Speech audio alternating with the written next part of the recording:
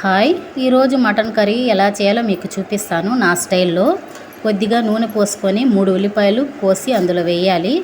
తర్వాత అందులో టమాటా, ఉల్లిపాయలు, జీడిపప్పు, గసగసాలు ఆ మిశ్రమాన్ని మిక్సీ పట్టుకొని మెత్తని పేస్ట్లా పక్కన పెట్టుకోవాలి. ఈ ఉల్లిపాయ 6 పచ్చిమిరపకాయలు నేనైతే వేసుకున్నాను. అవన్నీ కొంచెం మగ్గిన తర్వాత అల్లం పేస్టు అందులో వేసి బాగా ఆ మిశ్రమాన్ని కలుపుకోవాలి. అది కొంచెం మగ్గిన తర్వాత అప్పుడు నేనైతే కొంచెం టేస్టీకి కొంచెం నెయ్యి పోసుకున్నానండి. అంటే మటన్ కర్రీలో కొంచెం నెయ్యి వేస్తే చాలా బాగుంటుంది. ఎలాగో నేను నెక్స్ట్ ఒక 2 టమాటాలు వేసుకున్నాను. ఈ టమాటాలన్నీ వేసుకొని బాగా కలుపుకున్నాను. ఇదిగో ఇలా వస్తుందండి. ఇవన్నీ బాగా మగ్గాలి. బాగా మగ్గి మళ్ళీ ఇంకోసారి కలుపుకున్న తర్వాత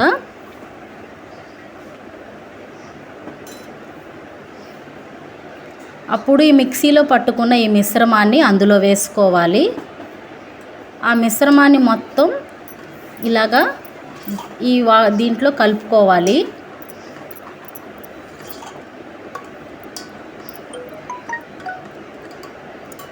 ఇలా కలిపిన ఒక 10 నిమిషాలకి కారం వేసుకోవాలండి. నేనైతే పచ్చిమిరపకాయలు వేసుకున్నాను కదా, నాకు 1 స్పూన్ కారం సరిపోతుంది. తర్వాత ధనియాలు వేసుకోవాలి, కొద్దిగా పసుపు,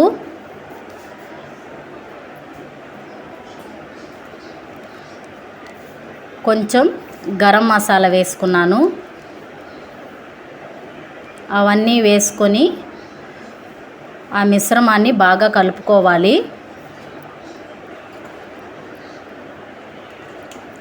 ఆ మసాలాలన్నీ బాగా ఉడకాలండి, లేకపోతే పచ్చివాసన వస్తుంది. అలా వచ్చిన తర్వాత కొంచెం నేను నెయ్యి వేసుకుంటాను, మటన్లో టేస్ట్ వస్తుంది. అలా మసాలాలన్నీ దగ్గరికి వచ్చిన తర్వాత అప్పుడు నేను మటన్ వేస్తానండి.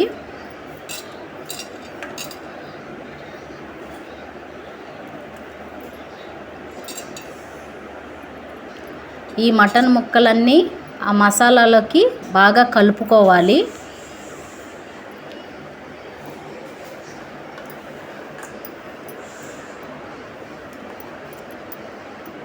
అంతేనండి. ఒక 10-15 నిమిషాల తర్వాత కూర ఇలా వస్తుంది, నూనె పైకి తేలాలి. అంతేనండి, mutton curry ready. Thank you.